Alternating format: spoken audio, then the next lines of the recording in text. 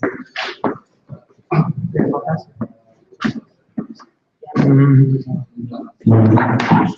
afternoon to all of you. Thank you for joining us, and thanks to everybody out there who is participating with us in this important meeting, which is actually the start of something for next year, which we hope we can engage all of you in fully and actively. My name is Mike Dukakis. I was the governor of Massachusetts for 3 terms here in Massachusetts. I've been teaching at Northeastern University and at UCLA ever since, and I'm the chairman of the Boston Global Forum. But the person that really created this and made it possible for us to do what we've been trying to do over the course of the past couple of years is Tuan Nguyen, who in an earlier life was the founder of the internet in Vietnam and of an electronic newspaper read by millions of people, was its editor. Now splits his time between Boston and Vietnam, and it was Tuan's inspiration to create the Boston Global Forum to tap into the rich intellectual resources of so many of our people here in the Boston area, but to invite all of you all over the globe to participate with us through the medium of international online conferences. And to do this by selecting a particular important international issue every year and focusing for a full 12 months on that issue. We began with the subject of international occupational safety and health standards during the terrible tragedies that were taking place in Bangladesh and other places. And our topic this year, in which we are fully engaged, is creating a framework for peace and security in the Pacific. And we will have an additional conference, or possibly 2, between now and the end of the year, in which we invite all of you to join us to see if we can't create such a framework in a way which will make it possible for people in the Pacific, and for that matter, all over the world, to settle their differences peacefully and without having to resort to warfare. And our topic next year, 2015, will be the subject of cyberterrorism and what to do about it. So we have a full agenda, and we're delighted to welcome all of you, and especially those of you who are tuning in through the medium of this extraordinary technology, which makes it possible for us to communicate with each other all over the globe. And we've got some very interesting people here who are going to be speaking on this subject. We may have some, and will have some, discussion here in Cambridge at Harvard University among some of our experts and guests, but next year we will be going out to all of you all over the globe and asking you to participate actively in what we hope will be a series of constructive recommendations for doing something about cyber terrorism before we find ourselves engaged in cyber warfare all the time. And so that's what we will be doing in 2015. We're particularly pleased to have with us the former president of Latvia and now the president of the Club of Madrid, Madam Vīķe-Freiberga. She's been in the Boston area, in fact, spoke yesterday at the university where I teach, Northeastern University, and we're delighted to have her and her husband with us. And then we're going to hear from a number of other people that have real expertise in this field, have some time for some discussion here on the Harvard campus, and then wrap up with some interesting suggestions and proposals and projects which we are deeply involved in. So welcome everybody. Madam President, nice to have you with us. The podium is yours.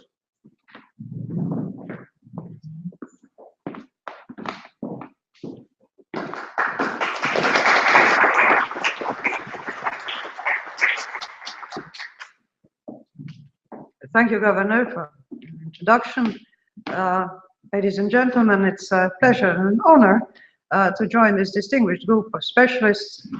And I must say at the outset that I am by no means an expert of any sort in all things cybernetic. My husband rather is, and he sort of looks after that side of it in our family, in our daily affairs. And I think that in most families today, what we frequently find is that acquaintance with the modern electronic means of communication is highest among some members of a family, but particularly the youngest ones. We have a grandson that just turned 4 a few days ago, and I have a feeling that he was practically weaned on an iPad, and truly his favorite toy is this new medium of communication.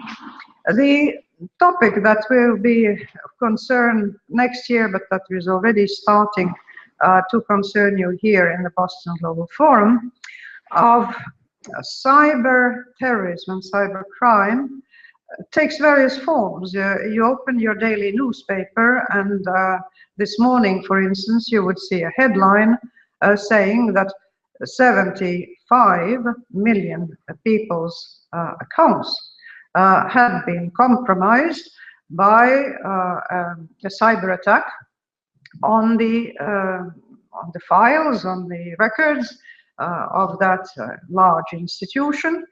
And it's clear that if your bank account and access to it comes in the wrong hands, this is very bad news for any individual involved.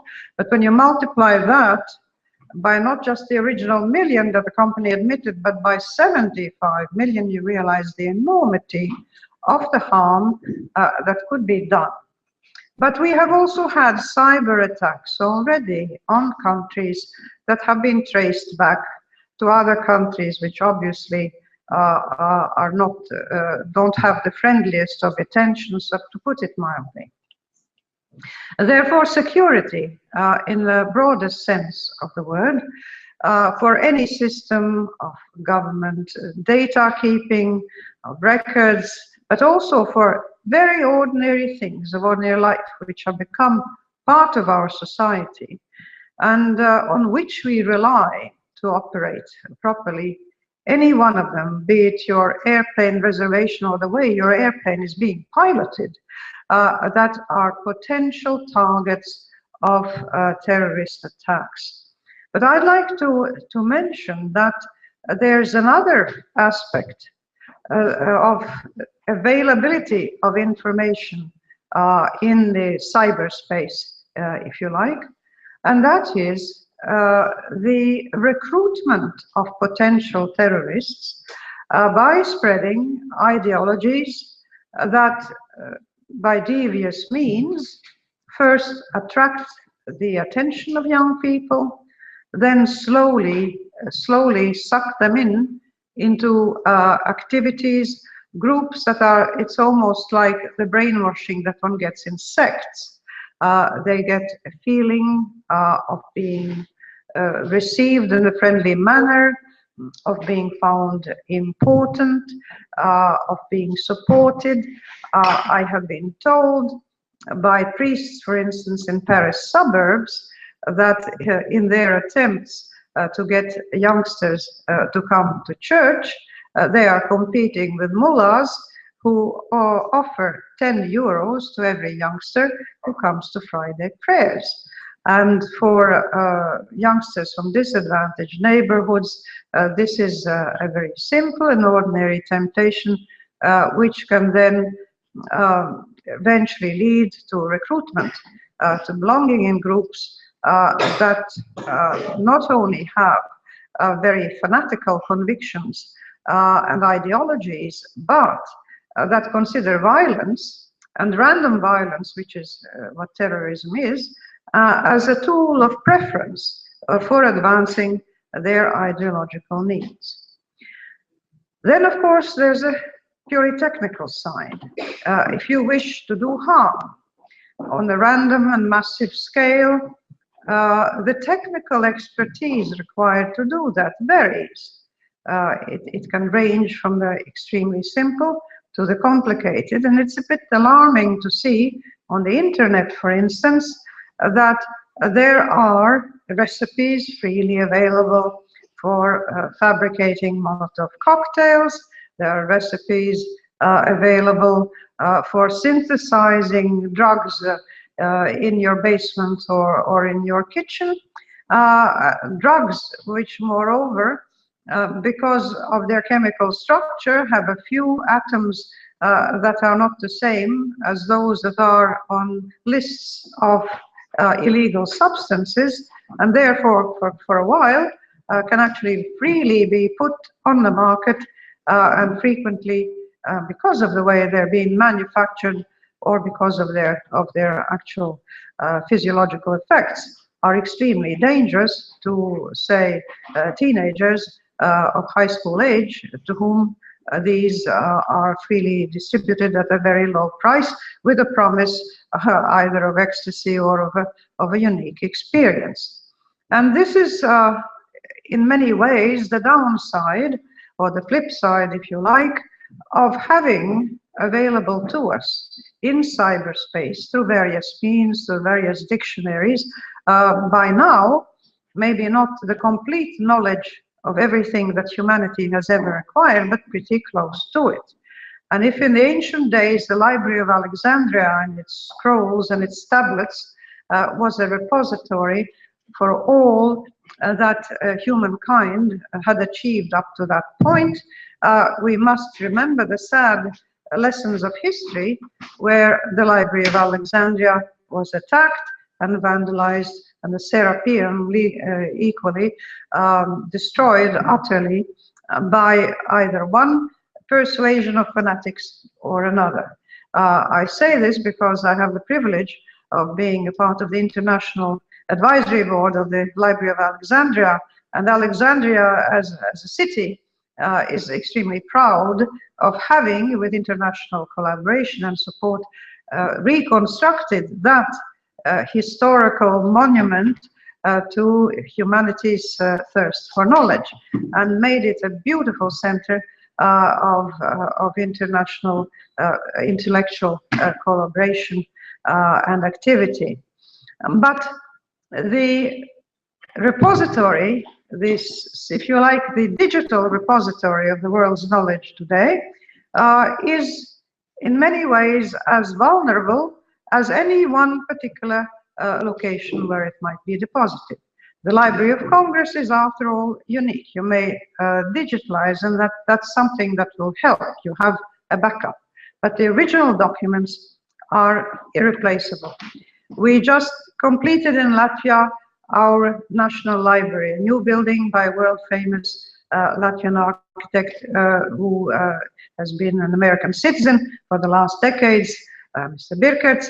And this library possesses irreplaceable incunabula, which, if they were to perish, well, we would have their digital traces, but we would not have the originals. I'd like to address another aspect of the cyberspace, and that is the general information that we get available to us, not just, say, the words to a song that you particularly liked when you were 20, and you remember how the words to the third verse and third stanza of it, and you can instantly look it up on the internet, or who was the actor who played the leading role in some movie that you remember.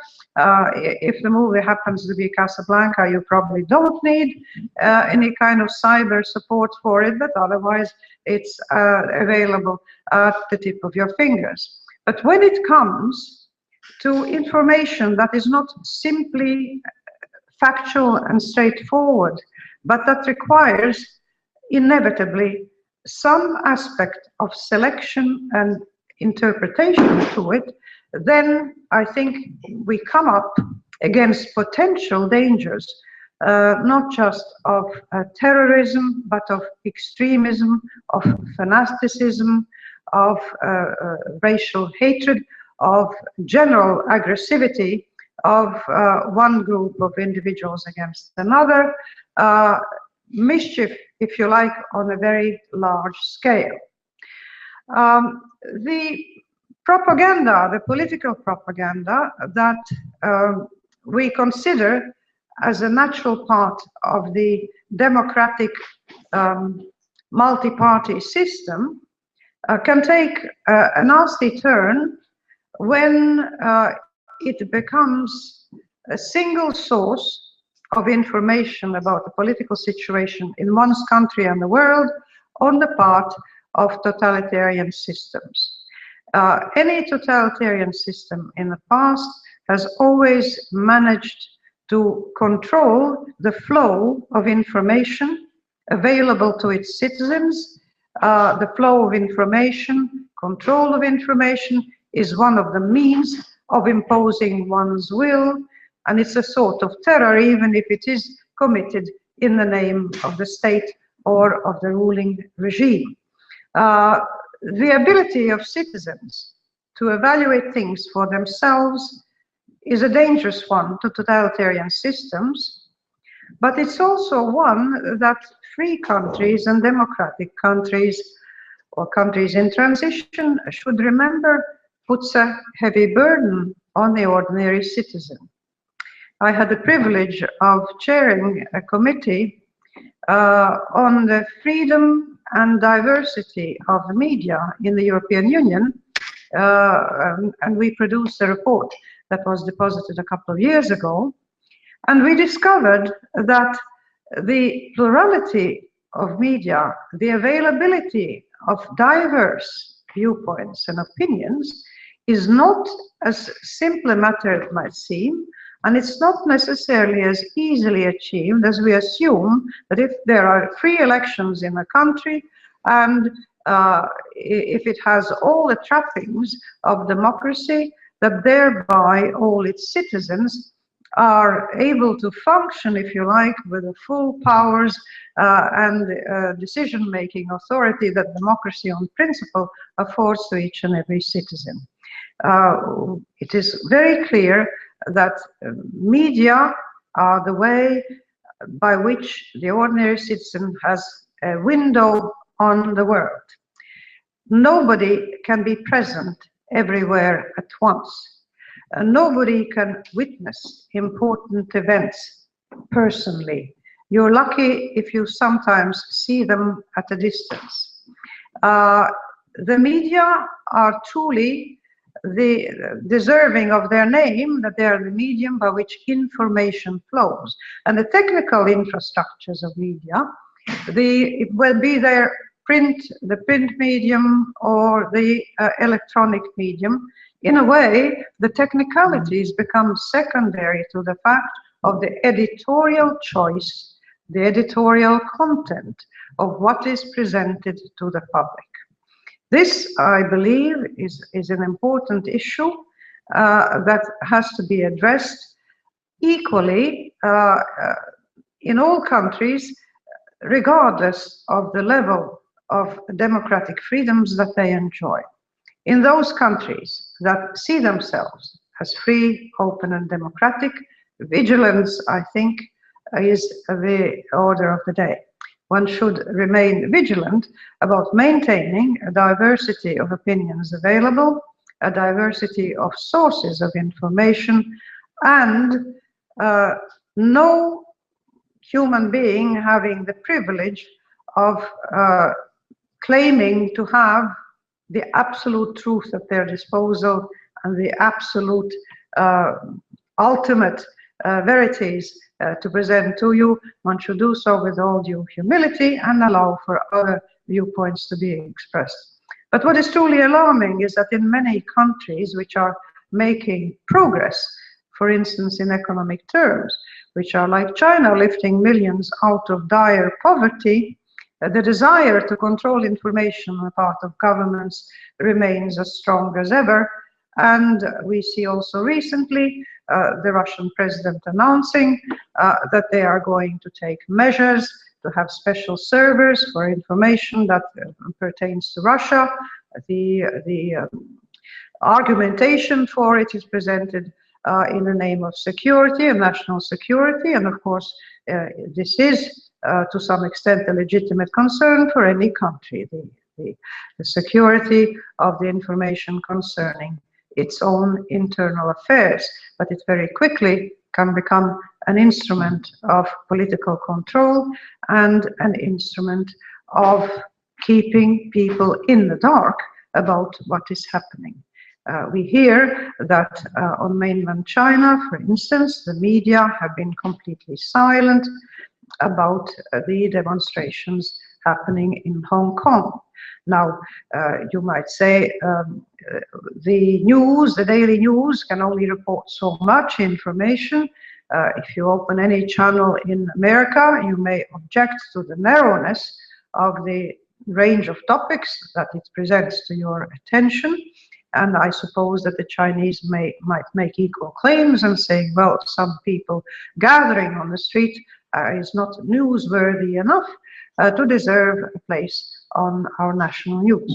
But you can clearly see what the political implications are of this sort of choices, so that, you see, we have here a situation where the technical infrastructure of media, which in some ways is subsidiary, it is secondary to the content, to the editorial approach, to the choice and the viewpoint that you're going to present.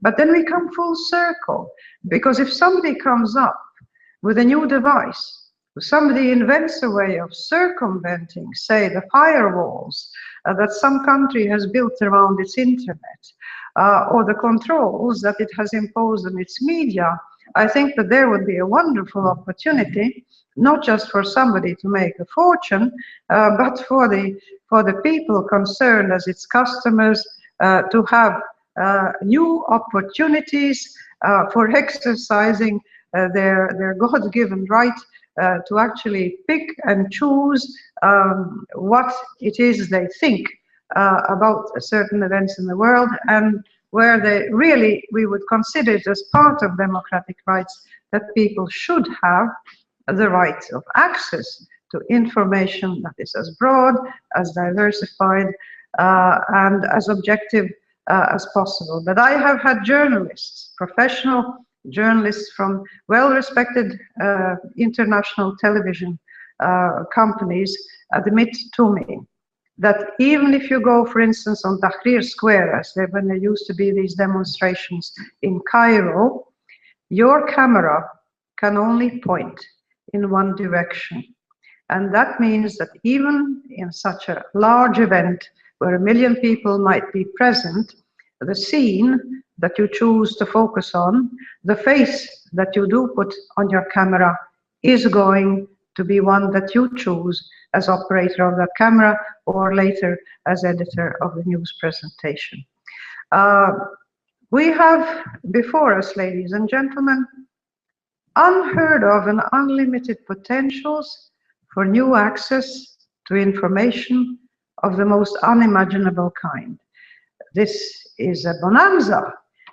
It is, sometimes it seems overwhelming, but it's a wonderful privilege to have lived that long and to have experienced this immense explosion of information available to us. But at the same time, the challenges that it poses, the misuses, the potential misuses, clearly must be kept in mind.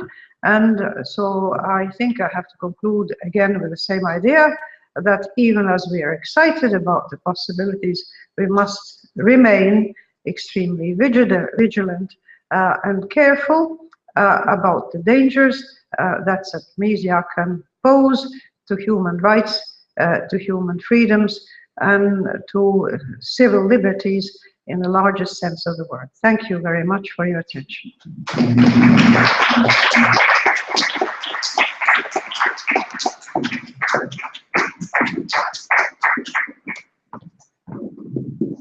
Madam President, thank you very much. It's a great way to kick this off and to kind of set the stage for our discussion of what I hope is going to be a good, lively, and productive year next year as we get into this subject in great detail.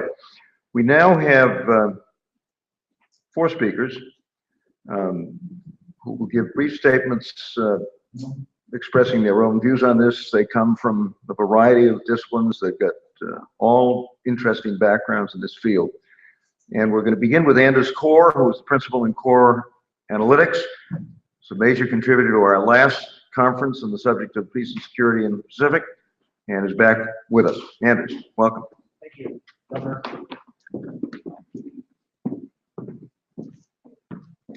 Thank you, Madam President. Great slide. I'm going to cover cybersecurity very, very broadly. In general, there are 4 types of major cyber threats: cyber war, cyber terror, cyber crime, and cyber surveillance. Slide. Cyber war is the use of cyber tactics to destroy industrial, military, and civilian assets of an enemy country. An example is Stuxnet, which was a joint US-Israel attack on Iran centrifuges discovered in 2010. It destroyed 20% of Iran's uranium centrifuge capacity. Slide.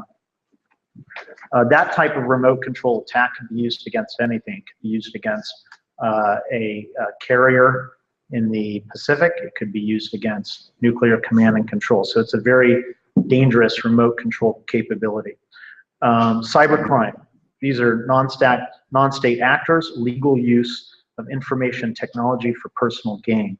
What you see here is a photo of Ukrainian and Russian hackers who were in July 2013. They were caught as the announced biggest cybercrime ever by money lost. It was 300 million in losses. Only 3 of the 5 hackers were actually caught. Cyber terror. Use of computer networks to terrorize a population for political purposes. The photo is elite Iranian Quds force, which has their own cyber attack group. Iranian attacks on US banks have been huge and focused.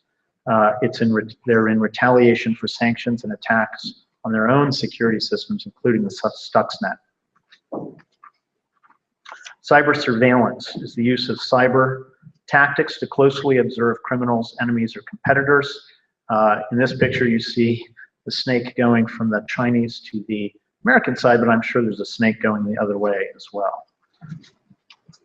The types of targets that are attacked, I'm going to cover next. Financial and retail sector targets. This is the CEO of Target, or former CEO of Target before he got fired or were forced to resign. In 2013, during the holidays, 40 million credit cards were lost, and this guy was let go. Government targets. Estonia in 2007 moved a bronze statue of Talon, which you see here, which was a Soviet-era war memorial. The Russians decided to retaliate for this, which included a cyber attack, distributed denial of service on Estonian government portals. Elite targets, organizations and individuals included. This is John Bolton. Iran used his name and personage and persona, they stole it, to fish for other elites in 2014 using Facebook, LinkedIn, and other sites. IT company targets, including Google, Facebook, Yahoo, AOL, etc. Now, from a company perspective, all right, they see the NSA as targeting them and their clients with national security letters, which you see here in gag orders. Cyber tactics. These include a whole laundry list of tactics that have scary sounding names: phishing, Trojans, distributed denial of service attacks, watering hole attacks, malicious bots, false flag operations, backdoors, storage of encrypted data for later use using crypto analysis. The US, China, Iran, Saudi Arabia, and North Korea all do this. I won't get into technical details because this is a broad policy discussion, but you may get more technical information later. Some of the counter tactics in terms of their sophistication, I'm just going to name one, is perfect forward secrecy. It's changing an ephemeral encryption key every hour, every minute, depending on the level of security you need. And the old keys are deleted and not retained. This is a form of polymorphism. This is an example of that kind of thing. On the top, you see static username inputs. On the bottom, you see use it in inputs that are randomized and regenerated and then deleted every few hours, every hour, every minute. So these things are quite complicated.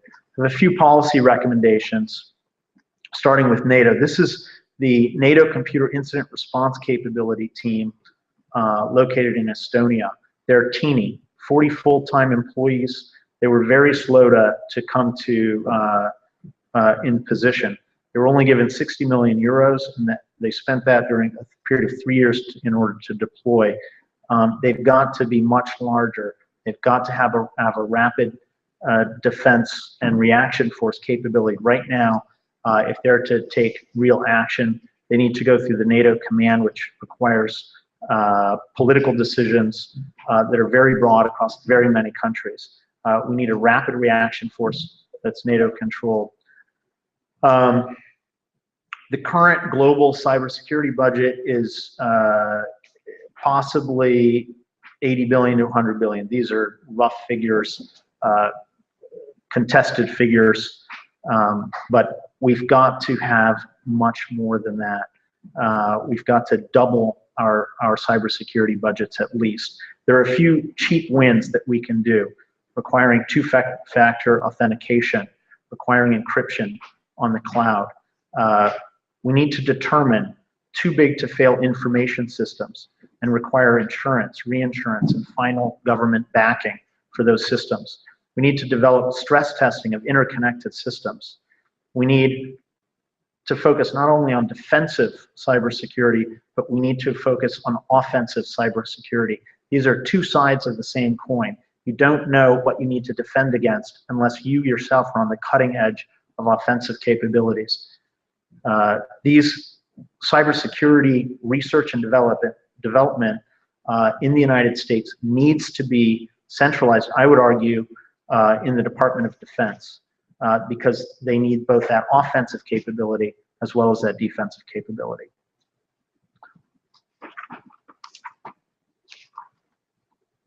Finally, for the US, there's some question about how much exactly is being spent on cybersecurity. I've heard different numbers, 26 billion a year for cyber budget for the Defense Department in 2014 with 6,000 cyber warriors. Another number I've heard possibly as a proposal is 60 billion for cyber budget for DHS in the future. I would argue, given the massive costs of cyber breaches, both to the US economy and potentially to the US military in terms of command and control of its most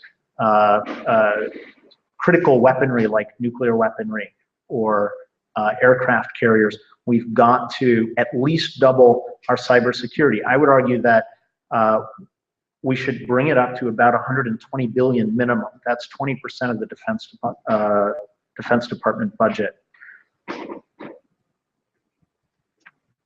Thank you very much, and it's a serious issue. I'd like to repeat what you said, which I think is incredibly important. We've got to get our youth involved in the technical aspects of cybersecurity. We've got to teach our youth at the young age, starting possibly at 5. This is actually when I tried to get my own daughter to start learning how to computer program, because by the age of 13, you can be a hacker. All right, and we need those 13-year-olds defending our nation from the hackers. Thank you.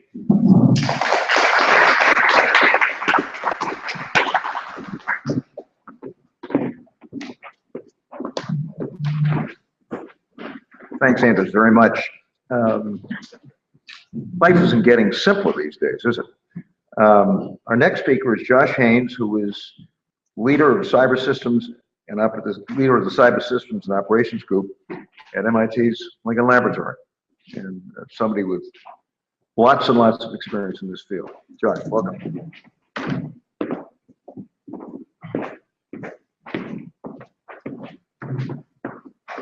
Thank you.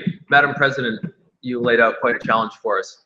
I believe a lot of what I've done at MIT Lincoln Laboratory has been over the past 15 years to try to understand where we can make headway in the cybersecurity game. And that involves trying to focus and be able to pick out parts of the problem that we can focus on more effectively. Oh, like this? Is this better? All right. So, I'd like to try to help us think a little bit about how to understand and describe the cyber challenges so that we can make headway against them. So, of course, the challenge was also laid out to try to avoid the arms race. We've heard a number of excellent comments on the range of cyber threats, the actions that can be taken, and the types of effects that can be had. And so what I'd like to try to do from a technological perspective, one of the things we do try to focus on is how to best make sense of what it means to succeed from the attacker's perspective and the defender's perspective. And this helps us model and understand, and I think it's a very useful tool that we can utilize. So I'd like to be able to try to think about, if you will, a set of events that we would carry out as defenders and a set of events that the attackers would carry out against us. So let's consider that sort of set of steps. So we try to think about perhaps the attackers understanding what their objective is, describing their objectives against our target, our system, whatever we present as a target, whether it's an aircraft or a aircraft carrier or an information system that has the ability to control a message to the population. They have to understand that target. They have to be able to get into that target from a control perspective. We, of course, deploy these computers. We use them, our iPhones, our servers that carry our email and so forth. Somebody has deployed that. The attackers need to get in. There's a sphere of control that we try to present around them. The attackers must breach that. So let's think about what it is that they need to do to get in and try to make that difficult. And then finally, what is the objective? What are the objectives that those attackers are trying to have when they are going after a particular computer system? We've heard a number of the objectives laid out already. I think a couple of good characterizations of that.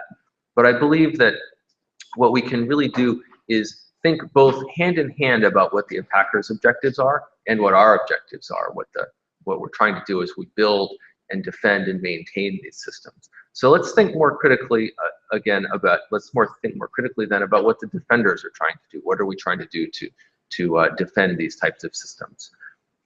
We're of course trying to make it hard to get into these systems. We're trying to make it hard for attackers to maintain a presence in these systems. And then we're trying to make it difficult for them to have an effect. We're also trying to make it easy for us to to do the good things that we'd like to with our information systems and with our aircraft and so forth.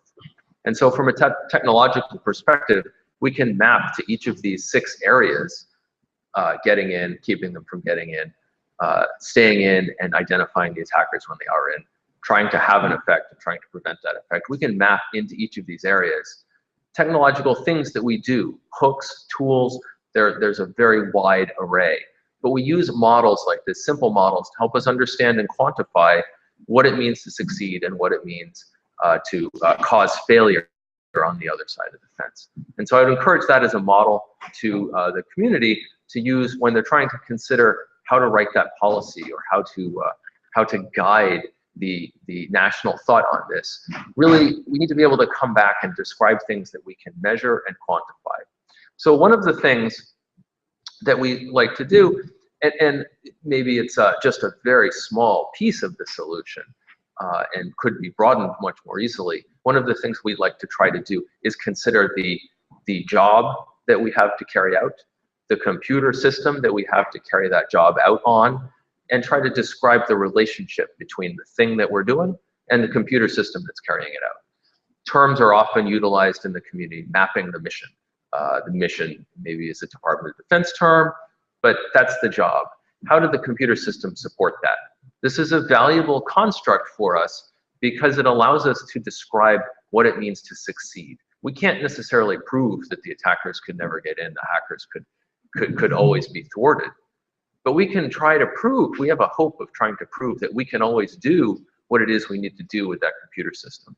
That doesn't handle all of the cases, all of the situations that we were challenged with earlier. It handles some of them. We'd like to be able to fly airplanes without anyone disrupting the ability of that aircraft to navigate and stay in the air. So we can map out and model the reliance of flying an airplane on the set of computer systems that help us do that.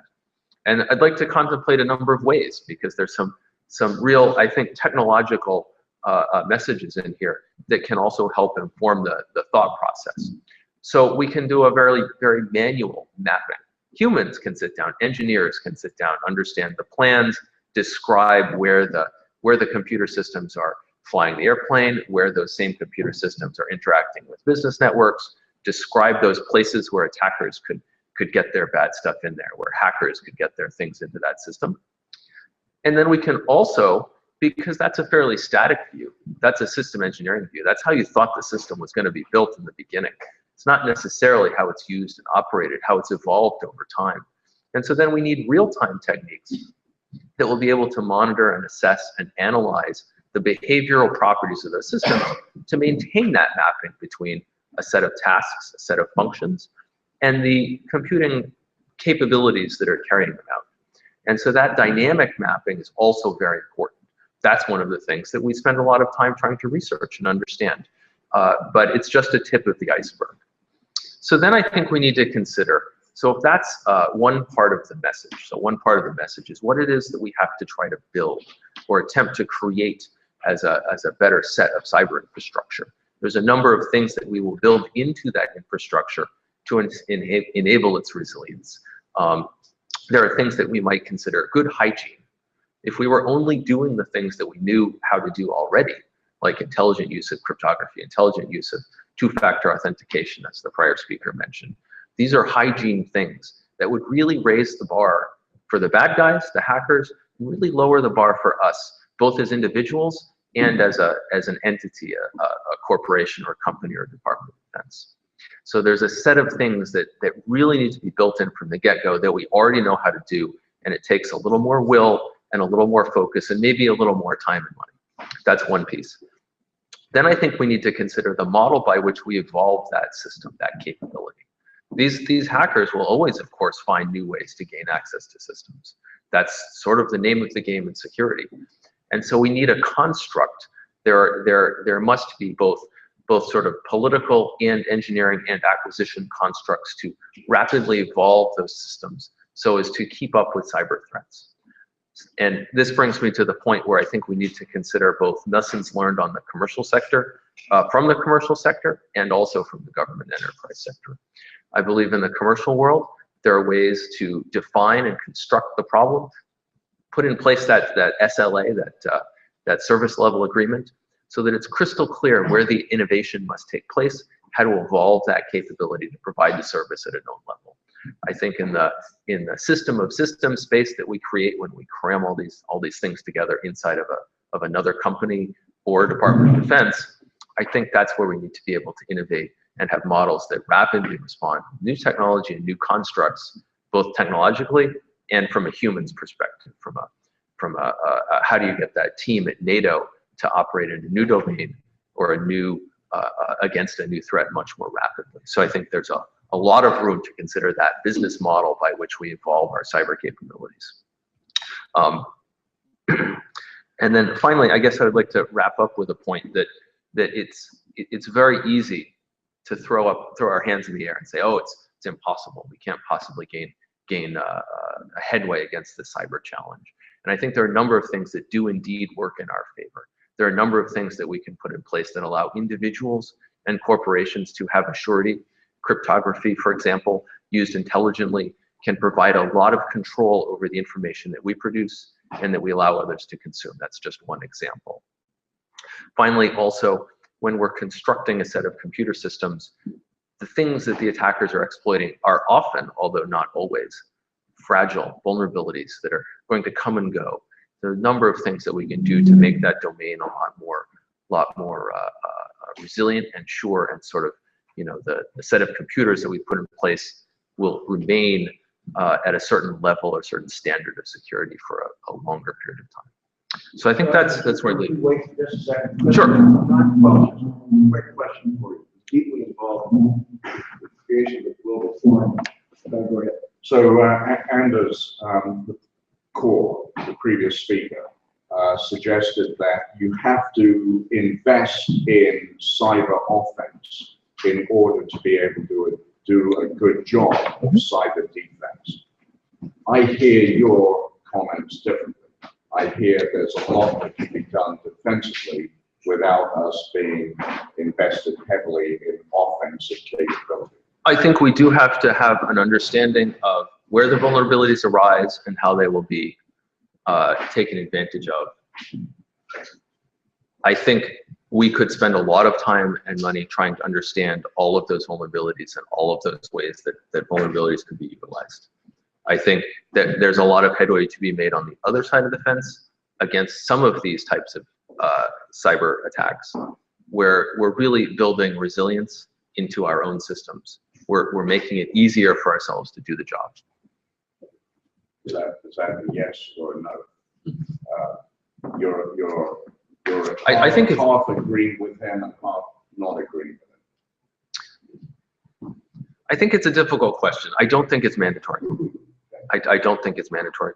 I think that defending our systems requires deep knowledge of our systems. Great. Thanks, John. Yep. Thanks.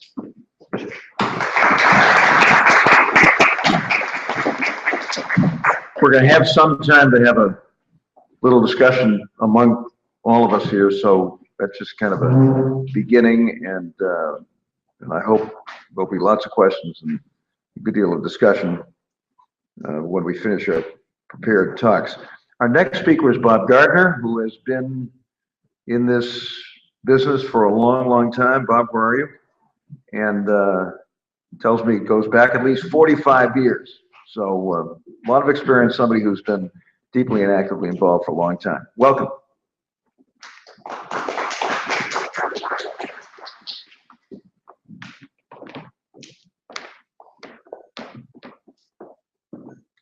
So after 45 years, I may not have a lot of insight, but I have a lot of mileage.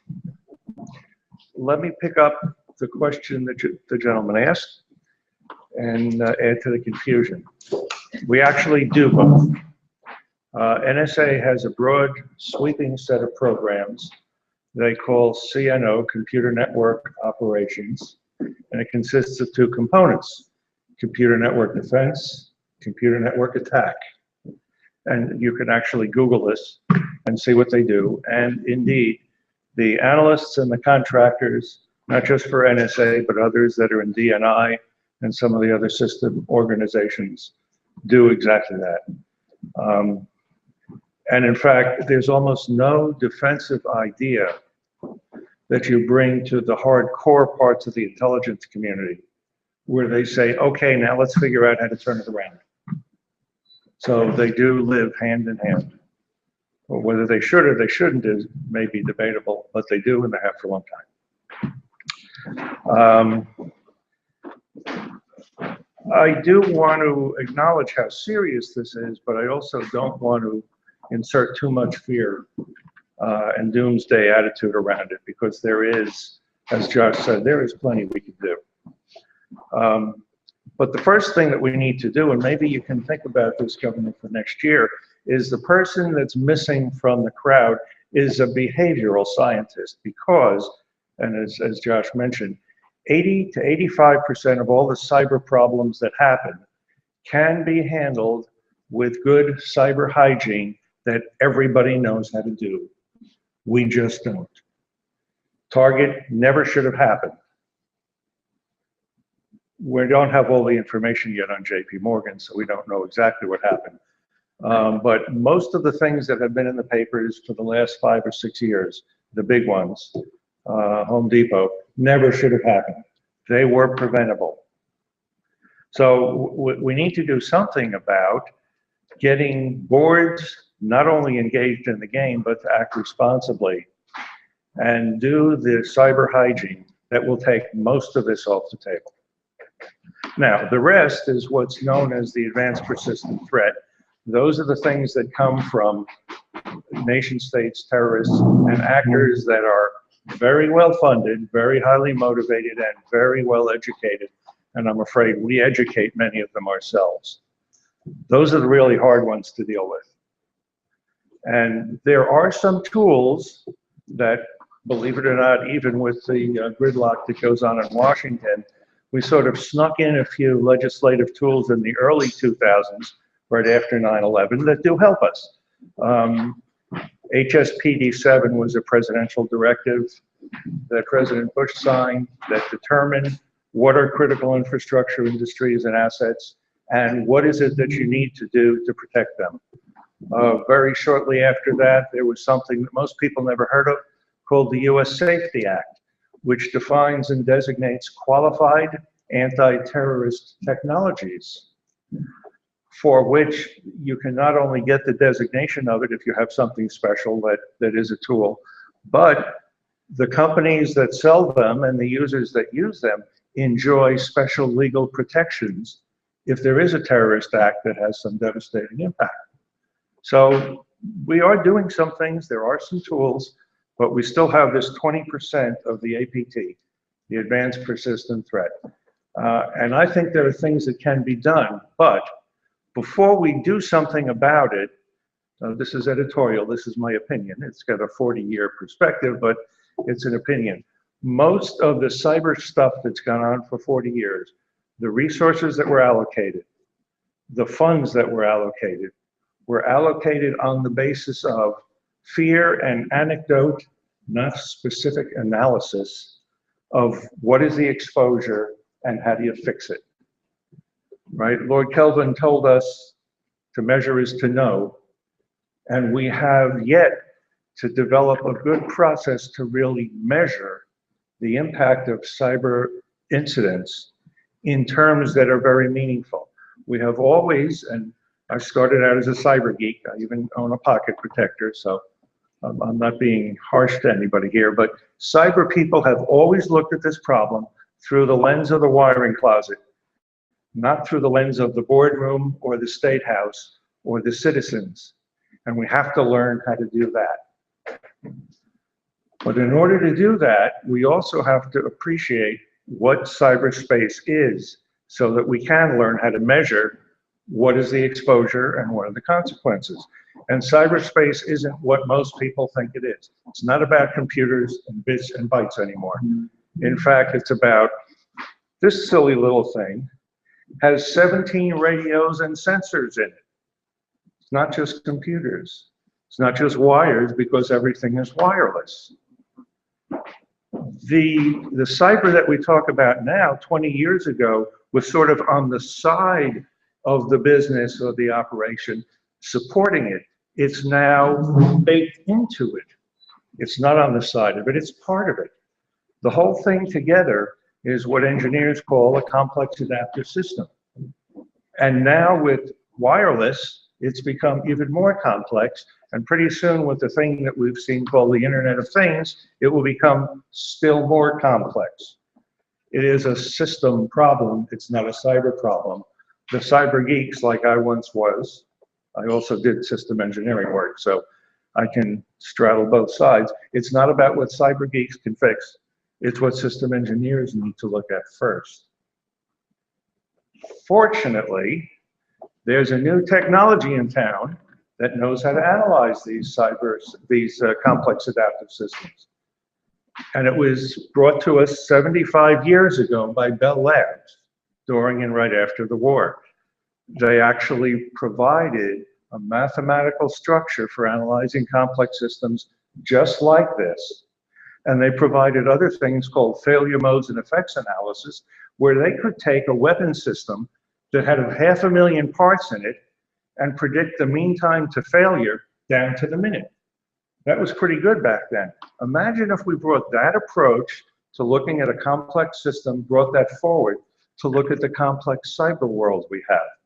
We could start to get our arms around measuring the impact of a cyber incident. And when we measure it, we know more about how to deal with it. And how should we measure it? Let's go to HSPD 7. What that presidential directive said is that let's look at the impact on critical infrastructure in terms of its financial, public safety, and public confidence impacts. Well, those are the very things we should be measuring now when we look at a cyber problem and say, what are those impacts? What is the value of those impacts? And use that value to drive the policies that we develop to protect our critical infrastructure and our citizens. So what I'm sort of suggesting is let's turn this thing upside down and say it's not a computer problem. It's a complex system problem, and it's a measurement problem from the boardroom and the State House perspective, not from the wiring closet perspective. And if we do that, we could measure. And if we can measure, we could know. And if we know, we could develop policies and technologies that help us deal with that 20%. But first, let's get some behavioral people in there to teach the rest of the business how to do what they already know how to do. And get some cyber hygiene going so we can take most of the problem off the table. That's my message. Thank you, Madam President, thank you.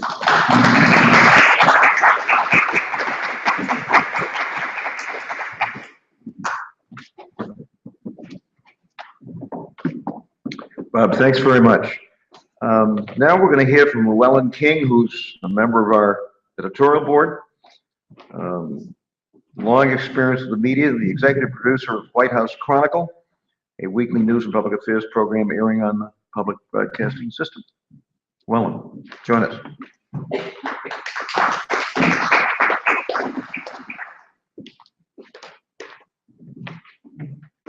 Good afternoon, Madam President, Governor Dukakis. It's a great honor to be here, and I'm not sure that I'm the correct person, because I have a basic philosophy, and I've watched a lot of these things over a long time, which is there are no simple solutions to complex problems until a problem gets so complex that there can only be a simple solution. And I think back in big technological developments, and where there were particular problems that seemed to have no solutions, or solutions that were so complex that they couldn't be implemented. They'll be too expensive, they'll take too many people, and something very simple comes along. I would suggest the Plimsoll line did a lot to stop the overloading of boats, ships. They still get overloaded, but not the way they used to. The early days of steam engines, they were lethal. They were ever blowing up. Along came the safety valve. Now, it pays to have somebody to make sure the safety valve is allowed to operate, or the Davis safety lamp. Often there is a simple thing that changes the equation radically and permanently. The other thing that I'm a great believer in is engineering, and in its largest sense.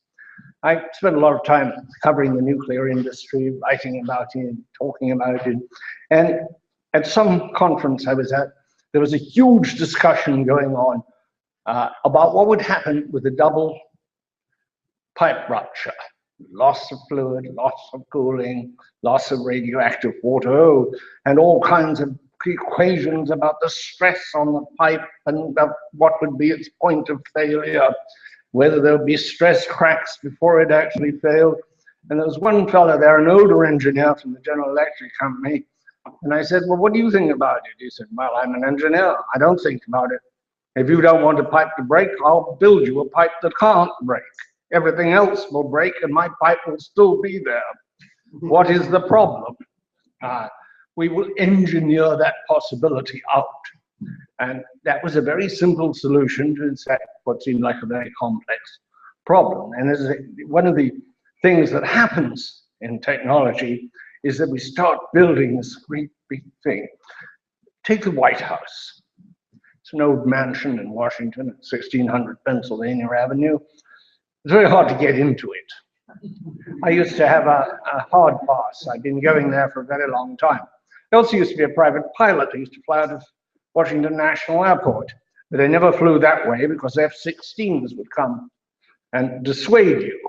And having dissuaded you, you would meet a lot of people you never wanted to meet, go to a lot of meetings you never wanted to be in, and probably some accommodations that you weren't anxious to enjoy. So there we have it. Under the ground there, they put tank traps all around it. You can't drive in front of it as you used to be able to down Pennsylvania Avenue, or behind it along the ellipse. There are tank traps. You can't get a tank in. You can't get an airplane in. You can't get through the gate. But just a week ago, somebody jumped over the fence, ran past the men with guns and dogs right into the old mansion himself. That just proves vulnerability and how systems get tired, and a tired system has a kind of sclerosis, and the Secret Service was suffering from some sort of satisfaction it couldn't happen here. And when it happened, they were sort of aghast. They didn't react, or they reacted in a very strange way. So these are the things you're dealing with. Therefore, I think you should look at what aspect of a nation, and we're talking about a national thing in cybersecurity, what aspect of a nation is truly vulnerable, and if attacked with great hostility, essentially a declaration of war or a massive declaration of terrorist intent, would do the most damage. I would submit to you it's probably the electric supply system, because we live entirely by electricity, whether it is the lights in this room or anything else. And the electric system, which is partially old, with computers glommed on the top, it's really a 19th century concept, engineering-wise, with some advances, and then managed by computers nowadays, much the way the railroads really are 19th century, but managed by computers nowadays, but with the weaknesses of their genesis.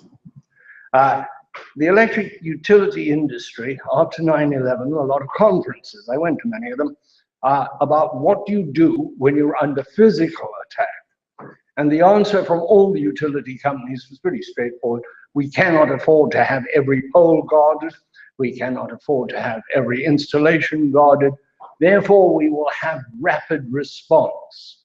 If there's an incident, and they were thinking about a bomb or an aircraft, they would immediately respond, and people would come in from everywhere, crews would arrive, things would be returned to normal, stability would return. Well, that doesn't work in a cyber attack. It also doesn't work with all you've thought about when something absolutely new comes along.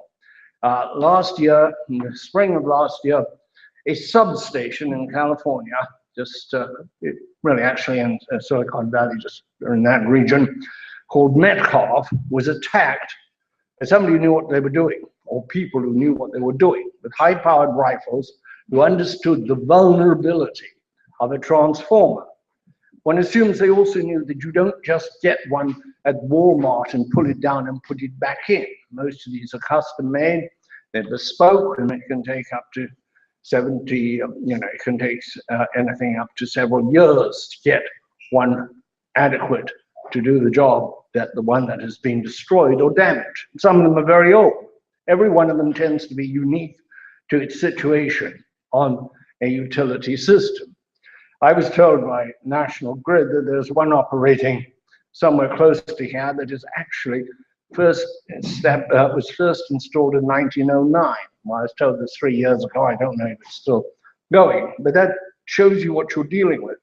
What happens if you can take out the electric system, and how many places would you have to hit to take it out?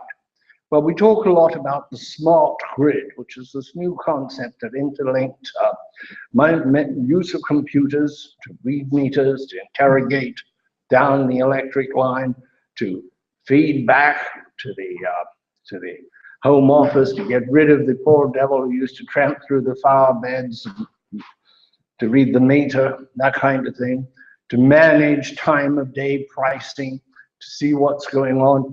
But it also introduces a new dimension of computer vulnerability.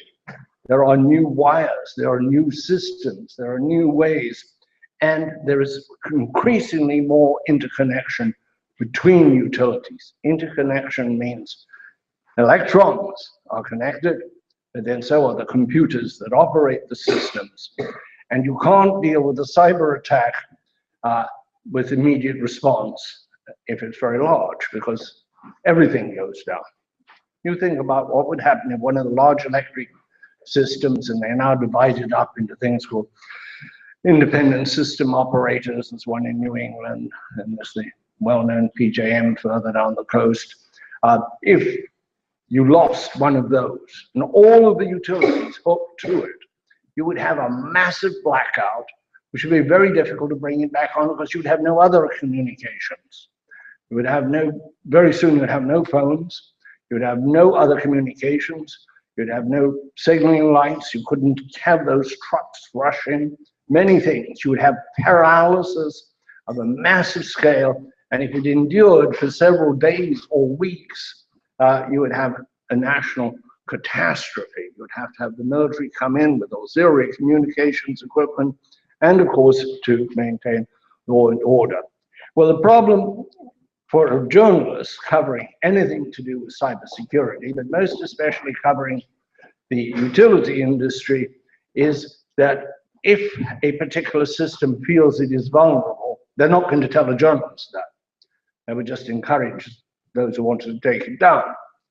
If they think they've got super duper defenses, they're not going to tell a journalist that, because that would advise their enemies what they were up against. So in a sense, and this may apply to anyone who's not actually in the security business, we are at a window in which the curtains are drawn, trying to look in. It is not easy to understand the complexity of the defenses, and we haven't yet seen, but I'm sure we will see, a simpler defense system, something yet to arrive, some grand switch that can be thrown, or which will be thrown automatically. I just cannot believe that we're going to continue. We'll always have the possibility of the man who climbs the fence, but we won't have the possibility of an armored car, if you go back to my analogy with the White House. So you have, in my opinion, the largest vulnerability is the electric supply system. It should be looked at. It needs to be looked at. I'm not sure the electric industry is capable of looking at it. I sat through a conference in Washington yesterday about the future of systems, about the future of use of coal and natural gas and nuclear and all sorts of things, and nobody mentioned cybersecurity. It was not mentioned. I made some telephone calls earlier because I was going to be here and I asked the Trade Association and some others about cybersecurity. They didn't have anybody to direct me to. They didn't have anybody to send me to. They weren't concentrating on it. They were worried about their fight with the EPA, and they were worried about the new ozone standards and all sorts of things. But whoever's worrying in the utility industry about cybersecurity, and I do hope there are a lot of people worrying about it, they're not getting through to the people at the top.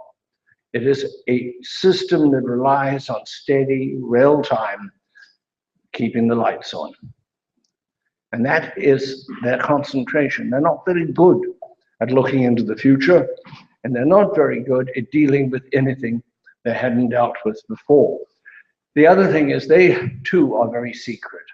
They have to be secret. One of the interesting things that happened was after the Metcalfe station was shot up, there was a study done by the Federal Energy Regulatory Commission. This is not a security agency. It does not have anything classified. It's a regulatory agency. But the study, the findings were leaked, and there was an enormous fuss. The FBI was called in. It shows how seriously some people somewhere take the vulnerability of the electric supply system. Whether it is taken seriously, though, in the boardrooms, I much doubt. I think it would behoove those interested in cybersecurity, and particularly the amount of damage that an attack can create. I think you've got to somewhat quantify the damage.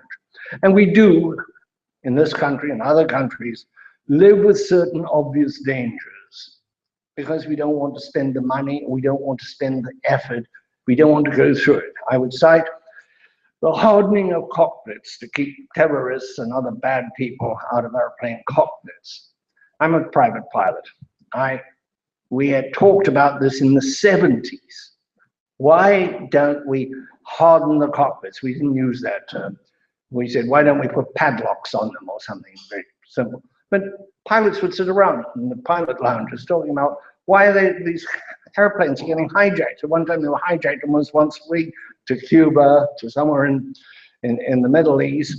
And so I asked at the White House, I asked the science advisor, and he said, oh, that would be too expensive. The airlines say so. Well, of course, we had 9/11. That's a price, a much higher price. The price that wasn't paid because putting a few locks and bolts and bars on cockpits was too high, or nobody wanted to do it, or it had no sense of urgency. And then we had 9/11. Now there's cockpit hysteria. If you look at the door too long, you'll get arrested. I hope that we don't do that with the electric utility industry, because with a loss of any large system, there will be catastrophe in this country. And there would be loss of life from all the usual things, from respirators, from people climbing stairs in high-rise buildings, but also, unfortunately, from the civil disobedience which seems to come with the dark. Let's not get into the dark. Thank you.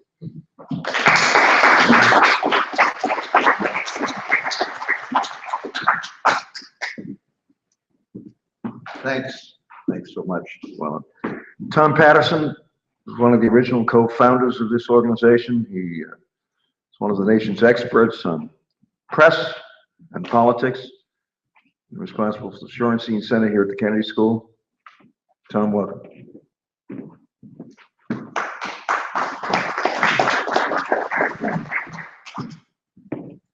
Governor, thank you. And Madam President, thank you for getting us off to a start in thinking about this critical issue. Now, a study by Proofpoint, that's a computer security company, found that 90%, 9 out of 10, of security breaches in companies occur through employee errors. Usually, an employee clicking on a link that they should have ignored.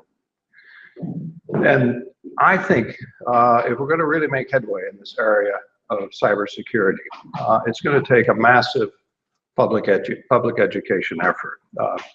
Now, I remember as a child, growing up in the early years of the Cold War, just how much the nation tried to educate its public about the nuclear threat. I was in Boy Scouts, and we were handed this little booklet. It was a plane spotter booklet, and had silhouettes of Soviet bombers and American bombers, so that us who were 10 years old could distinguish between the two. Now, I was out in the middle of Minnesota, and I think if a Soviet bomber came in low enough for me to identify it and got that far undetected, we were probably in deep trouble. But in school, you know, we had to get under the desk periodically. That was our protection if there should be a nuclear attack. So we went through those drills. And the newspapers were filled with stories about the nature of the threat and what the public could and should do about it. We did have one farmer in my small town, outside my small town. He was either the most paranoid of our farmers or the richest. He did build a bomb shelter. The rest of them, I think, thought that their storm cellars would protect them. But that gives you a little bit of a sense of kind of how the public was brought into the issue. And I think we need to make somewhat of the same kind of effort around cybersecurity. Nuclear war would have been catastrophic, but it was probably always a fairly low probability event. Cybersecurity, less catastrophic, although what Llewellyn just described would certainly be enormously disruptive and costly, but it has a much higher probability. And if we worried about Dr. Strangelove during the nuclear era getting out of control, there are a lot of Dr. Strangeloves out there in the nuclear and the cyberspace, and a lot of unwitting ordinary citizens who can give them a pathway for their destruction. So what's being done in this area in terms of trying to bring the public into the issue? Well, not much in my view. I did try to do a search of the news coverage of this issue, and there's certainly quite a bit, but not very much on the front page. And most of the coverage is frankly episodic. So it goes into the particular event, these 15 million people affected by this particular breach, goes into the particulars of the event, but rarely ever talks about the larger issue and the threat that cybersecurity generally poses. We don't have much evidence on what the public schools are doing, but I suspect that's a pretty low priority given the other things that are happening in our public schools. And when they're teaching computer literacy, I suspect they speak more about the dangers of going to adult sites than getting careless with their computers. And then if we think about the fact that I pointed out at the beginning that 90% of the breaches in companies are occurring through employee error, the education process in our firms is certainly not adequate to the threat. And my sense is that, in fact, the public doesn't know what to do, but ignores it. I think they don't know what to do. I think if we did a poll of the American public, I would think that the level of cyber literacy in this country is alarmingly low. So I think the technical aspect of this issue is important. Advances in technology, we need those, and we need those badly. But if we think we can do this without bringing the public along and the kind of support and kind of protection they can provide, I think we end up kidding ourselves. Thank you.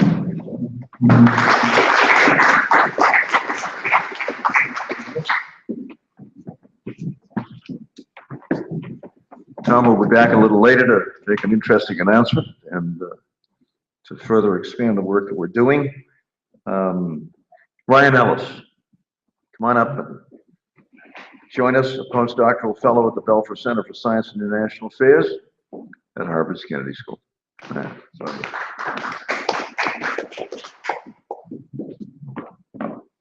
Thank you, Governor and Madam President. It's a pleasure to be here today.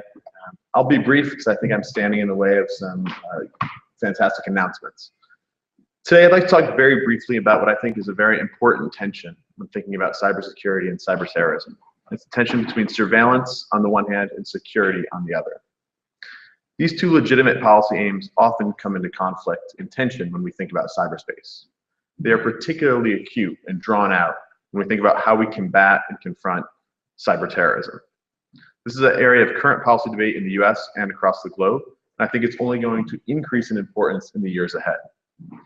So when I think of cyberterrorism, it might be useful first to think about definitions.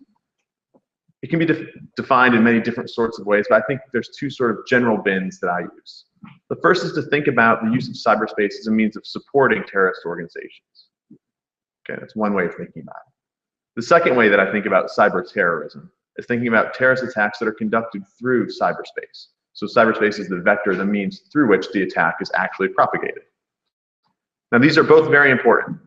The first way is something that we're confronting now, thinking about how terrorist organizations are currently using cyberspace as a way of supporting their operations. So this might be thinking about the use of social media as a recruitment tool, the use of the internet as a platform to spread ideology, the use of network technology as a way of organizing and projecting power and logistics. Even more important, perhaps, is the use of cybercrime as a way to support and fund terrorist activities. Now, these are activities that are, for the most part, that first bin, that are already occurring, they're already going on. Terrorist organizations, like all organizations, are using the global, low-cost, ubiquitous availability of digital technologies to improve how they operate in the world. Thinking how we counter these movements is very difficult. What I'd like to focus on in my remarks today, very briefly, is that second category, thinking about the likelihood and the difficulty of confronting attacks that occur through cyberspace. This is using cyberspace as a means of conducting terrorist attack. As we move, as was mentioned by a few of the earlier speakers, towards what is known as the Internet of Things, when not only the phones in our pockets, but the toasters, the refrigerators, and the thermostats in our homes have IP addresses, the attack space for cyber attacks is rapidly increasing. Okay, we're becoming an embedded society. At the moment, the capabilities for severe attacks like those that the speaker previously described against the electric power grid, at the moment, the capabilities for those sorts of attacks really only exist for nation states and their proxies. That's the good news. Unfortunately, we have seen some significant events. Stuxnet, as was mentioned, the attack against Saudi Aramco, the sophisticated attacks several years ago against Estonia, which was mentioned by one of our, the second speaker, I believe. All of these appear to be the work of nation states or state-backed proxies. For the moment, very sophisticated attacks appear to be out of the reach of terrorist organizations. That's the good news. Now, the bad news is the future might look very different. As we think about how the terrorist threat is going to evolve, it is a real concern that tomorrow we're going to have to confront the possibility that non-state actors have access to sophisticated cyber weapons. So as we think about now how to confront this menace or possible menace, we have to think about how to balance security and surveillance. Lawful surveillance is, of course, vital to thinking about how we disrupt, degrade terrorist organizations. Collecting information about terrorist groups, their plans and operations is incredibly important. But at the same time, we want to promote cybersecurity, making sure that we have the good hygiene that's been mentioned throughout the talks today, making sure that technologies that provide the foundations for cyberspace are secure. That's also important. Now, the key tension between these two aims is acute. At a very basic level, the tools that we want to use and develop and the tools that we are using and developing to conduct surveillance also jeopardizes our own security. They make the technologies that we rely upon fundamentally insecure and open to exploitation. At the same time, as we promote cybersecurity, as we support the adoption of strong cryptography and encryption, it jeopardizes and risks degrading our ability to collect information and intelligence about terrorist activities. So here we see the tension between surveillance on the one hand and security on the other. This tension is most acute in two domains. The first is encryption policy, and the second has to do with what are known as 0 days or O days. If we promote strong cryptography and improve the security of communications both for us and our enemies, we are going to enhance cybersecurity. However, this also limits our ability to conduct surveillance. Terrorist communications, well, as the phrase is sometimes known, go dark. However, if we work to undermine and subvert strong cryptography standards, as has been publicly charged, we threaten not only increase our ability to collect information about terrorist organizations, we also risk opening ourselves up to new vectors of attack. We see the same tension reappear when we think about how to use newly discovered but previously unknown software vulnerabilities. These are what are known as or referred to sometimes as 0 days or O days. These vulnerabilities are incredibly important. They can be seen as problems to be fixed or resources to be exploited. As we see them as problems, the idea is to quickly create patches to make sure that our systems are protected and secure from hackers. However, if we view them as resources to exploit, we see them as opportunities to conduct new surveillance operations and develop new cyber tools and offensive capabilities. So the tension really is, do we fix the bug or do we let it exist and grow? There's many, these are just two examples, but there's many over and over again that we see surveillance and security are in tension. Thinking about how we reconcile these two important and legitimate aims is going to determine in a very serious way how we confront the growing threat on the horizon of cyberterrorism. I'll leave my remarks there. Thank you.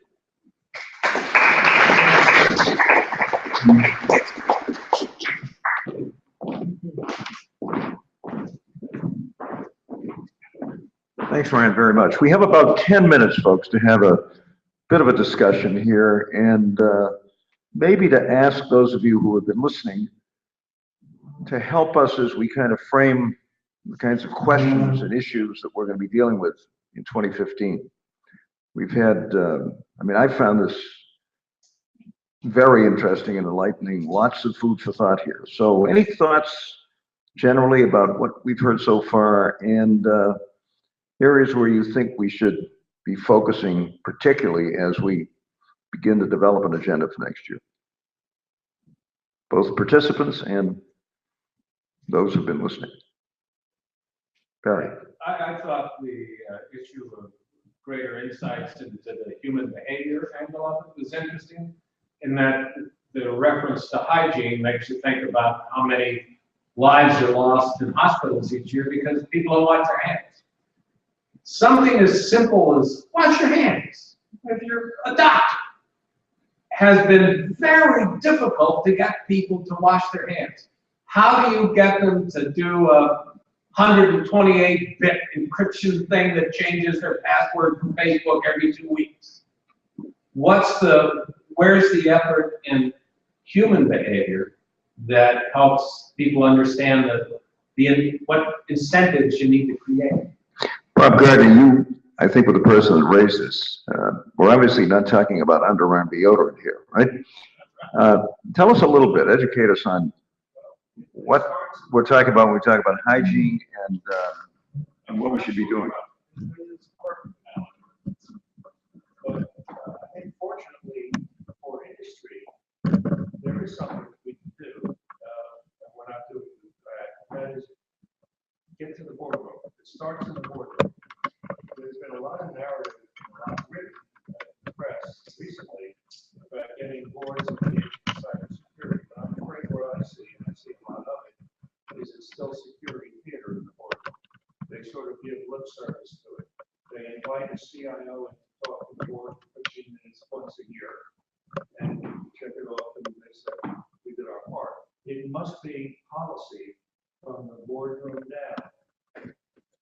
And, you know, when a public company has to write its risk narrative in the 10Q before it submits it to SEC, there should be something in there about what they're doing about cyber hygiene, cyber behavior, so that they aren't the next target, so that they aren't the next JP Morgan.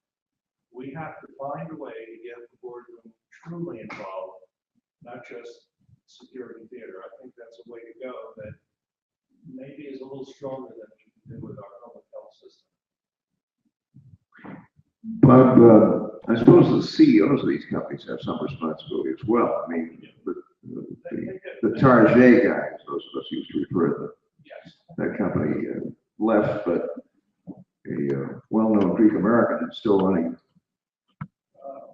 JP Morgan. So, what responsibility do they have? I mean, you would think that they have a complete responsibility. Look, we may not take advantage of this yet, but after Iran and Sarbanes-Oxley, not knowing is not a defense, right? And so when boards and CEOs know that a cyber incident makes them change the contents of their next 10Q, make them change their presentation to their shareholders, and make them responsible for that, then I think we'll start to see them respond a little bit more.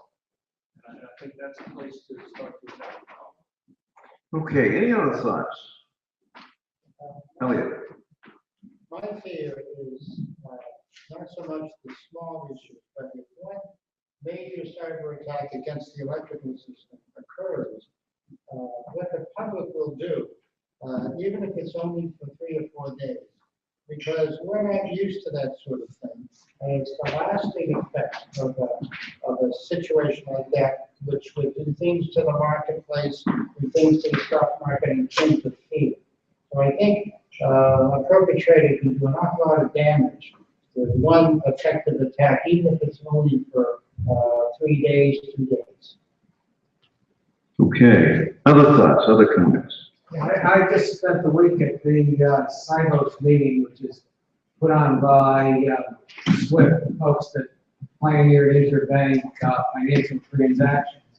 And a couple of things that came out in cybersecurity, big data on cyber theft and cyberterrorism came up frequently. And in one case, as Barry pointed out, one of the panelists likened cyber warfare not as warfare, but as a disease, and thought we have to fight it as a disease. But another point that came up was we have this proliferation of apps developers, and the apps themselves bring vulnerabilities into all of our devices. And certainly none of the apps developers are thinking in terms of coordinating with security people. So that might be another new area as we go forward and pile on the apps on our smartphones. Each one of those can be an entry point that can bring down loads, I suppose. Okay, any other thoughts? Go ahead. Can I comment on that a little bit? I think there's an excellent example in there if we consider the different models by which apps are brought to our phones. Some models provide a strong centralized point from which we can enforce and describe what hygiene means and ensure that it's been carried out, at the very least providing the hygiene part of that. And other models to get apps onto the phones don't necessarily have a strong centralized point.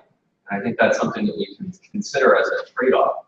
Maybe there's some functionality benefits on one side, but on the other side, at the very least, that there's a strong hygiene enforcement point there that makes it easier to trust the app when it's Thanks, Josh. Yeah.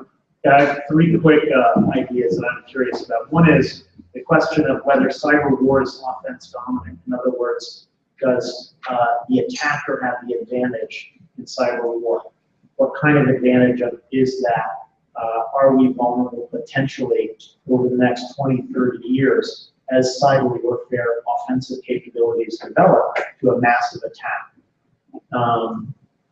that could be followed by a nuclear attack, for example? I mean, what are the costs? What are the possibilities? Really have to think out of the box on that. The second point is, are we able to attack the hackers?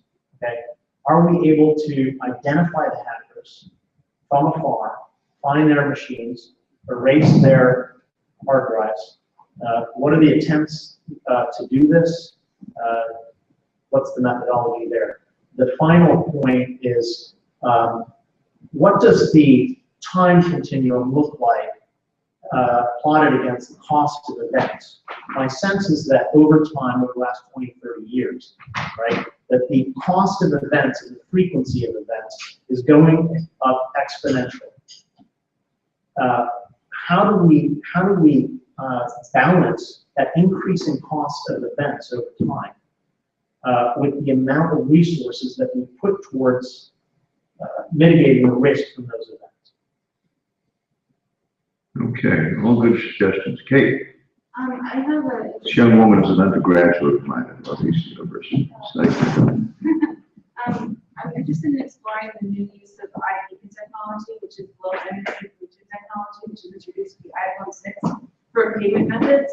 And I think kind of a different approach rather than looking from the CEO to the people.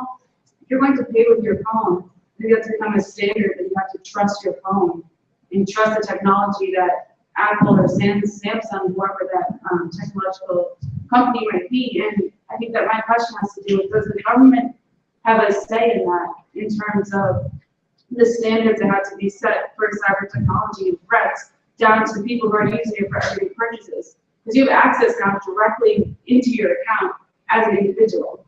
And I think the government can have a huge input in that if allowed by these companies. Thanks, Kate. Any other thoughts, Madam President? The absence of behavioral scientists was mentioned. Well, I actually happen to be one, for all the good it's happening. But there's a classic by Benjamin Lee Ward. He was not a scientist, he was an insurance adjuster. It's called Language, Thought and Reality. And it's a must read, I think, for anybody who's into risk assessment and the prevention of damage, because Benjamin Lee Ward's job was to go and investigate the fires that his insurance company had to pay the damages for. And he tried to uncover what were the causes of these fires and how they could be prevented in the future so that his company wouldn't have to pay out so many damages. One thing he found is that the way people label the situation, the verbal labels that they attach to the situation, can have grave consequences for the security of a facility, of the resources of a company. One classical example is of fire breaking out in a warehouse, and the owners being absolutely flabbergasted as to how it could happen, because all that there was in that warehouse were empty barrels. Empty.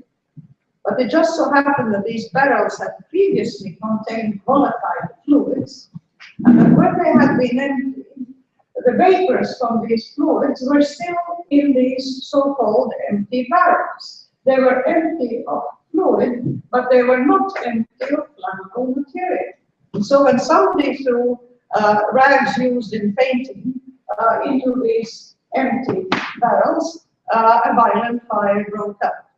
And I think this echoes what some of the things that we've heard is Mr. King's presentation and others, that there are, if you like, high consequence events that can be prevented by very low cost and very simple interventions of the human factors type, if only you can target them and define them and find out the hygiene, if you like, that is necessary. So that in the case of industrial safety and security, of course, by now I think every company has some kind of directive somewhere on the wall that says any container that has contained flammable liquids must be disposed in a certain way and not just left around and be considered empty.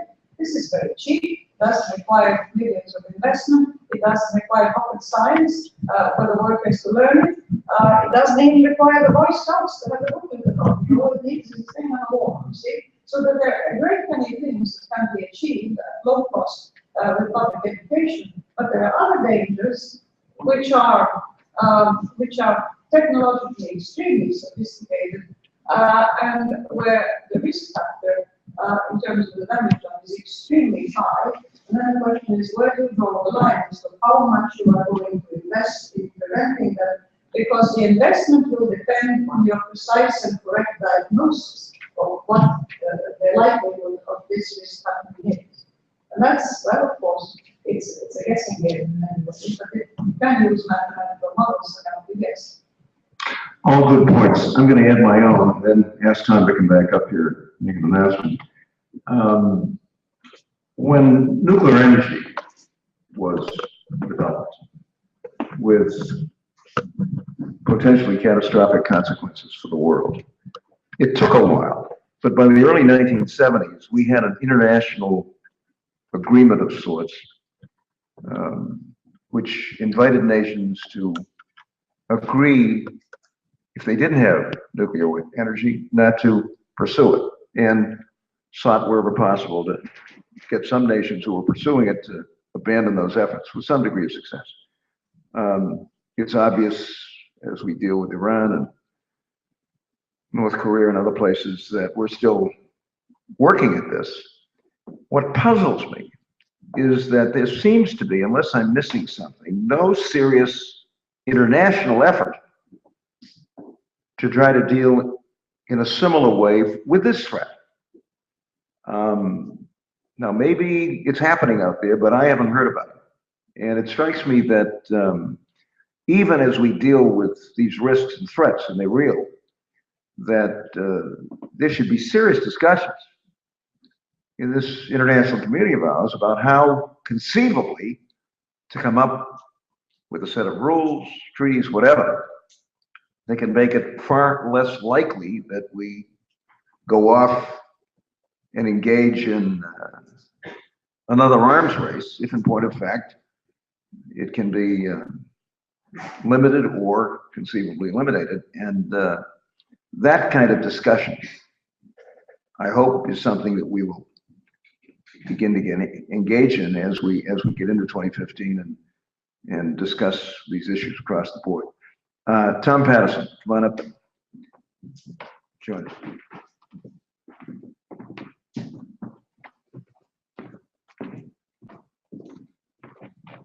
So I wanted to announce the creation of the Boston Global Forum Media Awards. Like so many of our ideas and initiatives, well over half, maybe almost 100%. This came from one of our founders, Twan, is the inspiration behind this. We're going to give awards, media awards, in 3 areas: best connectivity platform, best content production, best cybersecurity products. I'm not going to read to you the full criteria for these awards, but encourage you instead to go to the Boston Global Forum website, where you will see the awards spelled out and the criteria for each defined. And then there's a place there for you to nominate products for these awards. And at the end of the year, we have a jury headed by the governor, a 9-person jury that will look at the nominations, and then we'll announce the award winners in January of 2015. Thank you.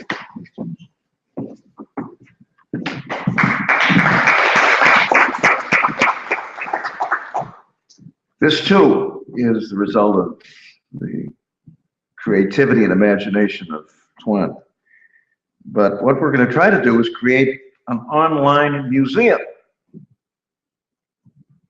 I'm not sure there is one, but in any event, we're going to try to create it. It's going to focus on the 21st century, and it's going to honor preeminent people whose innovations, initiatives, inventions, and creations have made the world a more humane and a prosperous and a just place. And here again, we're going to invite nominations from anywhere and anyone, and we'll review them and create what Tuan describes as an online museum. So we're doing some interesting things here. Elliot Salloway, you've got an announcement.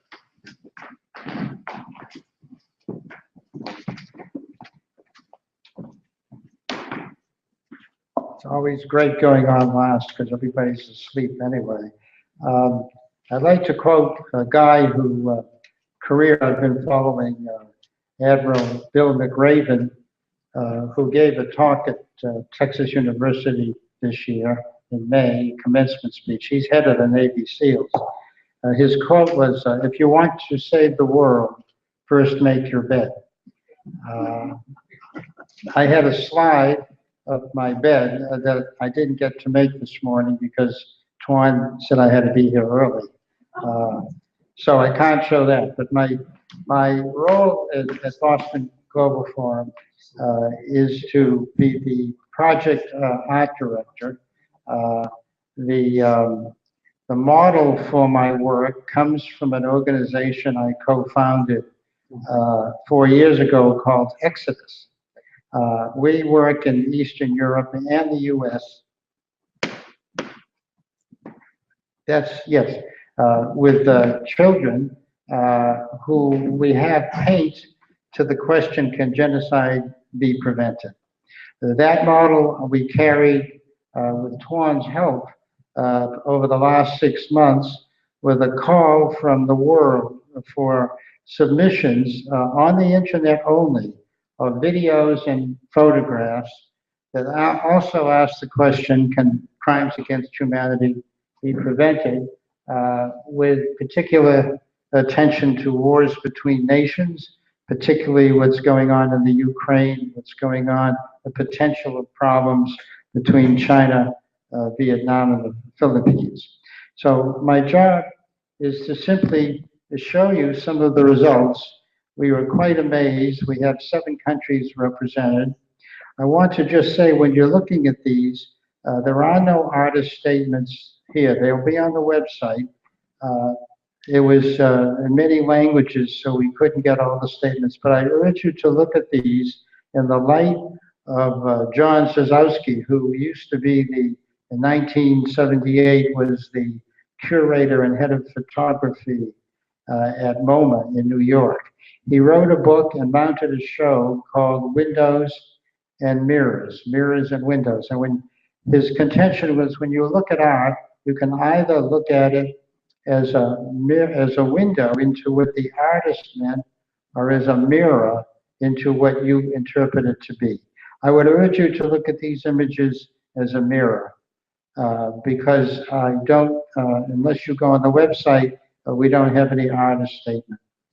So we can begin, and remember that art can only ask, it can't answer a question.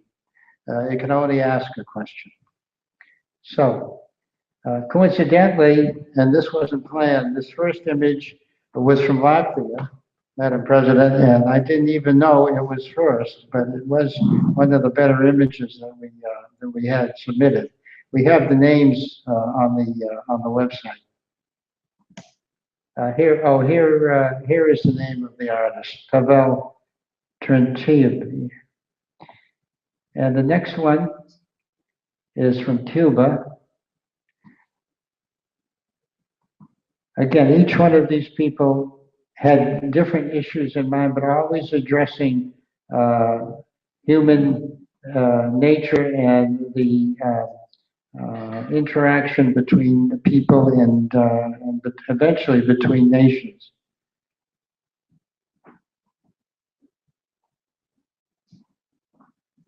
This is Vietnam.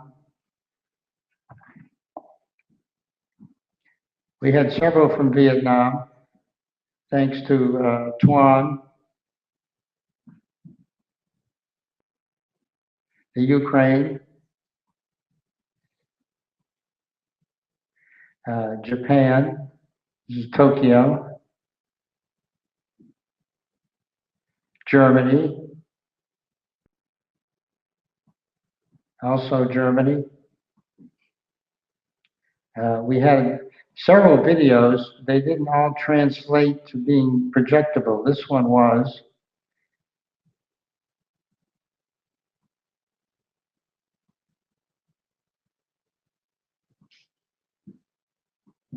Did we have the last one? This was an excellent video from Vietnam. Hopefully, we can project it.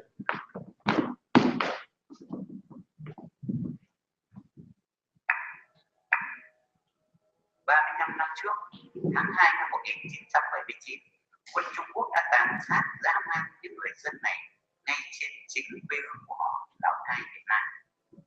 Hãy không để tái diễn.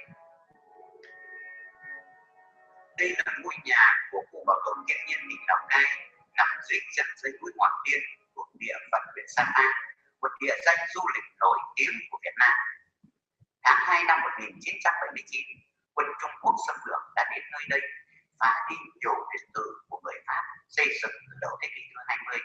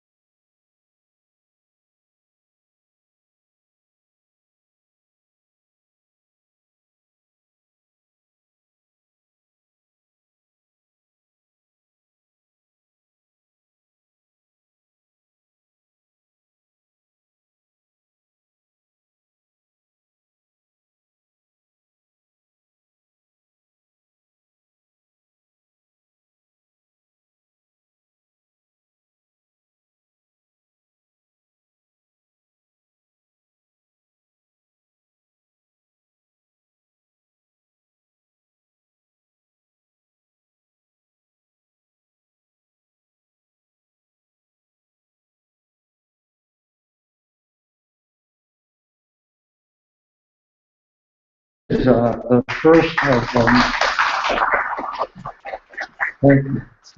many art projects, using art as a way of increasing awareness of the problems of social justice throughout the world. Thank you.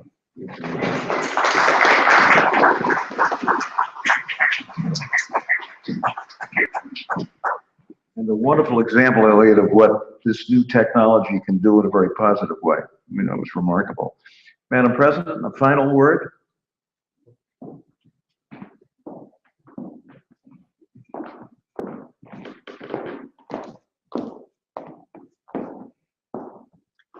Thank you, Governor. Ladies and gentlemen, this has been a fascinating afternoon of discussion with a broad range of different ideas. And I think next year's program has only the embarras du choix, as the French say. You have embarrassment of riches here from which to choose what topics to concentrate on. And I would say that the two extremes of the range are those of high technology and high risk, high impact events and how they can be prevented. This, in an increasingly technological world, is an acutely necessary area of endeavor, and I hope that the Boston Forum will be able to continue addressing these questions. But at the other end, we have simply the human factor and human nature, and we saw these images of art, which art is a way of reaching out to hearts as well as minds, and human beings really are in their actions motivated by the heart more frequently even than the mind. We have to make an effort to be rational. We do not have to make an effort to have emotions. And one of the emotions that is partly part of the human repertoire, but is also very much influenced by culture and by upbringing, is the ability to empathize with others. If you were to reduce the problems of the world on the basis of all conflicts, I would say that the one concept that would go a long way towards explaining them is the lack of empathy towards the other, and that gulf, that unbridgeable gulf between I and thou, between I myself as something that is worthwhile protecting, or we as a group and a collectivity, and you or your group that are the enemy, and that become excluded from a definition of the human race. I think if we could instill into young children, starting from an early age, a sense of empathy towards other human beings, and in fact towards all living beings for that matter, that would go a long way towards this dehumanizing of the other, which is necessary before aggression and atrocities can happen. And I think that this is a very important topic that would deserve, I think, the Boston Global Forum to actually address it at some point in more detail.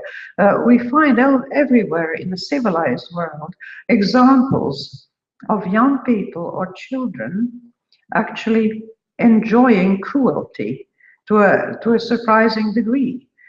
We had at one point on the internet in Latvia a scene of some youngsters that had put a pigeon in a fireplace and then set him afire and filmed that. And one could hear them laughing in the background. The idea of torturing cats, of pulling the wings off flies and sort of thing. We think of these as little pranks, boyish pranks of childhood, but actually they are the basis of statistical behavior in which a living being is objectified and used as a tool of amusement. This is too easily transferred to the same treatment of other human beings. So that I think the training in empathy in schools, starting from a very young age, if anybody were interested in a project that is low cost but high reward value, then I would recommend, along with these artistic endeavors, that attempts at understanding what empathy, what it feels like would be a very worthwhile thing to do.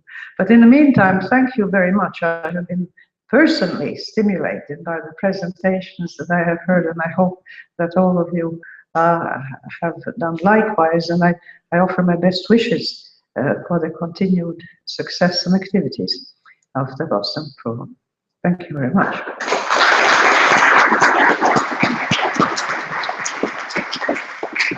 Thank you so much. Great way to end our afternoon. Tuan, a very special thank you to you and these wonderful young people who have made all of this possible. And now I hope you'll stay for a little reception, conversation, and more discussion. Thank you so much.